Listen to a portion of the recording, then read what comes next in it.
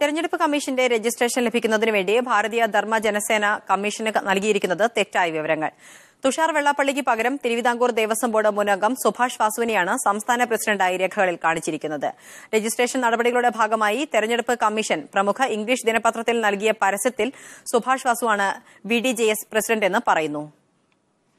SNDP യോഗം general secretary Vellappally നടേശന്റെ മകൻ തുഷാർ വെള്ളാപ്പള്ളിയാണ് ഭാരതീയ ധർമ്മ ജനസേനയുടെ സംസ്ഥാന പ്രസിഡന്റ്. എന്നാൽ പാർട്ടിയുടെ രജിസ്ട്രേഷനായി തെരഞ്ഞെടുപ്പ് കമ്മീഷന് നൽകിയ അപേക്ഷയിൽ പ്രസിഡന്റായി കാണിച്ചിരിക്കുന്നത് സുഭാഷ് വാസുവിനെയാണ്. സുഭാഷ് വാസു പ്രസിഡന്റായ BJDസിന് രജിസ്ട്രേഷൻ നൽകുന്നതിൽ എതിർപ്പുള്ളവർ 30 ദിവസത്തിനകം പരാതി അറിയിക്കണമെന്നാവശ്യപ്പെട്ട് തെരഞ്ഞെടുപ്പ് കമ്മീഷൻ പരസ്യം നൽകിയപ്പോഴാണ് ഇക്കാര്യം പുറത്തുവന്നത്.